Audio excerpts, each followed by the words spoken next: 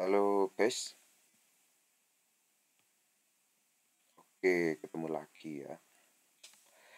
Untuk video kali ini mungkin aku mau bahas sesuatu yang pengetahuan receh lah ya, info receh ya seputar eh, access point atau router khususnya yang outdoor ya. Jadi tak amati gitu ya di pertanyaan dari teman-teman atau postingan itu kadang apa namanya pada tanya masalah router atau access point atau radio wifi yang outdoor itu banyak yang kesulitan membedakan mana sektoral, mana direksional, mana omni ya. Jadi yang perlu kita ketahui dulu itu yang pertama katakanlah kita langsung ke router tersebut ya. Ini kita ambil contoh aja spek dari yang sering teman-teman tanya lah, kayak misalnya Totoling CP300 ya. Nah ini kan kadang ada yang tanya, bang kenapa kok apa namanya Totoling CP300 itu sebarannya itu nggak kuat ya, malah yang menghadap timur itu cuma kalau ditembak itu sering putus nyambung. Setelah tanya-tanya ternyata dianggapnya eh, seri ini Totoling CP300 itu dianggapnya itu sebarannya itu membundar atau 360 derajat gitu ya. Jadi kalau dipikir-pikir itu malah gimana ya, malah kayak jadi salah paham gitu loh. Padahal kalau karakternya ini Totoling CP300 itu kan kalau nggak salah itu ini antena sektoral ya.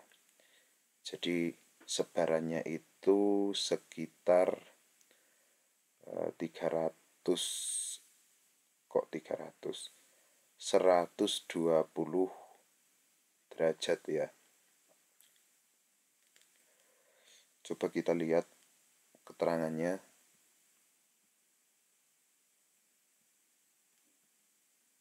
Nah, ini ada bandnya 2,4 terus mana ini keterangannya.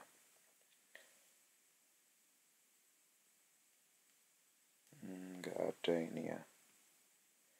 Ini hanya keterangan berarti 2 kali 11 dpi, berarti antenanya ada 2 berkekuatan 11 dpi.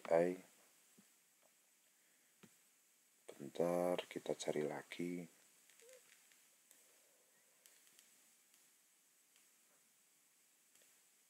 Nah ini mungkin di Jogja Bolik ya.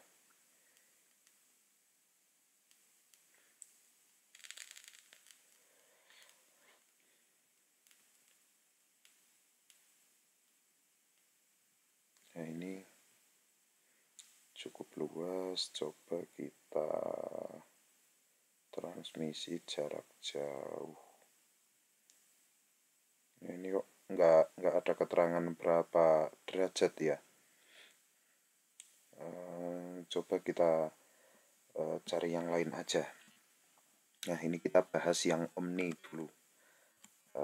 Misal yang dari produk Mikrotik ya, yaitu Omnitik dulu ya. Ini Omnitik yang 5 GHz. Nah ini coba kita lihat. Nah ini Omnitik merupakan akses point outdoor tahan cuaca dengan antena dual polarisasi kombinasi sesuai sebagai akses point dan XXT sebagai CPE. Bla bla bla ini. Nah ini adalah contoh antena yang yang 360 derajat ya. Jadi kalau 360 derajat itu gimana? Nah, jadi 300, nah ini ada busur derajat ya. Jadi sebelum melangkah ke ini, jadi kalau agan-agan sekalian itu baru terjun ke dunia RT RW net atau internet itu ya. Jadi kalau RT RW net itu nggak sekedar ngurusin wifi aja, tapi kalau menurut saya itu kayak ilmu matematika, ilmu fisika itu menurut aku ya itu penting dan berguna banget di usaha seperti ini gitu loh. Jadi kembali lagi ya. Jadi ini kalau omni karakternya antena yang bersifat omni itu rata-rata router rumahan itu kan juga sebagian hampir 95% itu setahu saya ya itu pakai antena omni semua. Nah ini kita contohkan. Nah ini ada Omnitik ya, ini yang 5 GHz. Nah ini kan 360 derajat. Lah kalau yang kita ketahui sendiri, kalau derajat itu kan kalau dalam posisi bundar itu ada 360 derajat. Nah ini kan satuannya berarti ini kan untuk busur yang lebarnya itu 180 derajat. Jadi dari sini, dari 0 ini 180 derajat alias setengah lingkaran. Nah, terus kalau membundar ke sini ke area bawah itu berarti 360 derajat. Jadi kalau kita posisikan antena itu kok di tengah, berarti dari segala penjuru itu bisa menyebarkan wifi dengan efektif ya. Dengan efektif ya. Cuman kalau kalau untuk jenis omni atau kayak omnitik ini, terus untuk yang 2,4 GHz mungkin kalau ada yang pakai itu kayak merek TP-Link EAP 110 yang outdoor itu yang lebih ke dipakai buat hotspotan sih. Terus ada lagi yang saya penasaran itu ada yang merek Wavelink juga itu 2,4 ada, terus yang dual band sama 5 GHz juga ada. Itu juga sifatnya omni ya. Itu mungkin enaknya kita bisa nembak dari skala derajat ataupun misal kita bikin hotspot buat hotspotan itu ini bisa diakses dari segala penjuru dan efektif gitu loh. Cuman ya ada kekurangannya.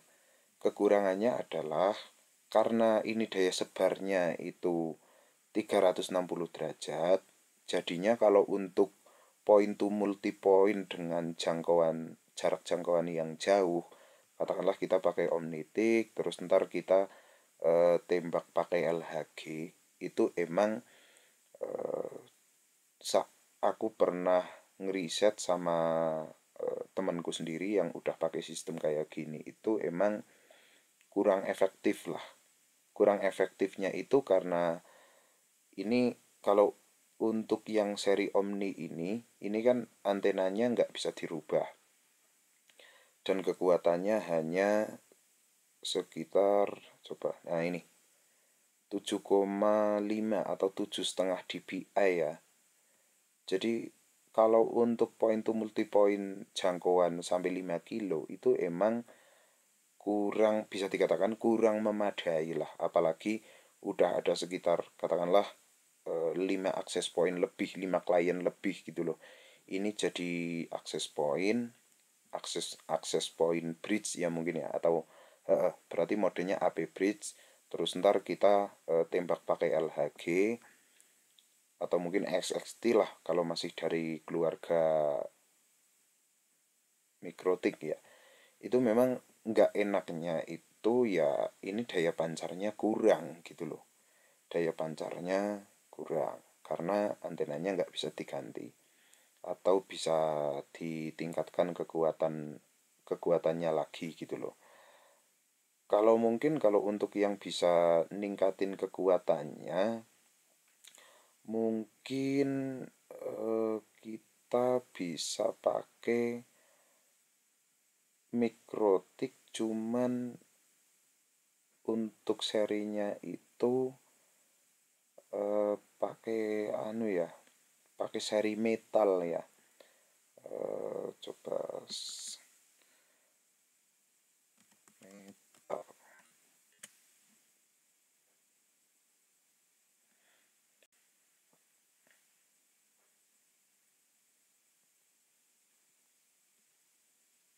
Ini kok enggak ada ya. Indoor Regmon. Nah ini mungkin kalau untuk dengan power tinggi atau misal kita mau point to point dengan jangkauan yang lebih apa namanya, lebih jauh lagi, katakanlah kita mau point to multi point jarak 5 km lebih, itu lebih enak itu kita bisa pakai ini yang versi metal ya, karena versi metalnya ini wireless TX powernya itu mencapai 31 dBm, jadi termasuk kekuatan untuk daya pancarnya itu tinggi.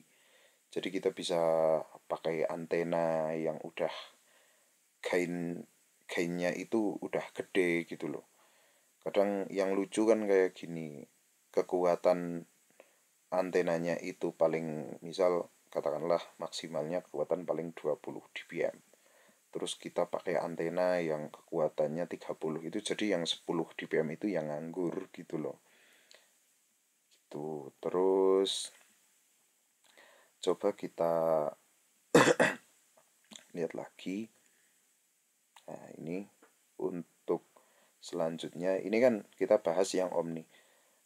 Sekarang kita bahas lagi yang sektoral atau direksional ya. Nah ini, direksional.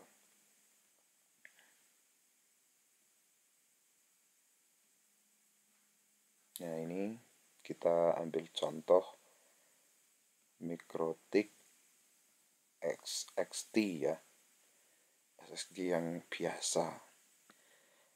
Setahu saya kalau ini itu daya pancarnya sekitar 90 derajat. Kalau nggak salah 90 derajat. Jadi kalau 90 derajat itu jadinya sekitar 90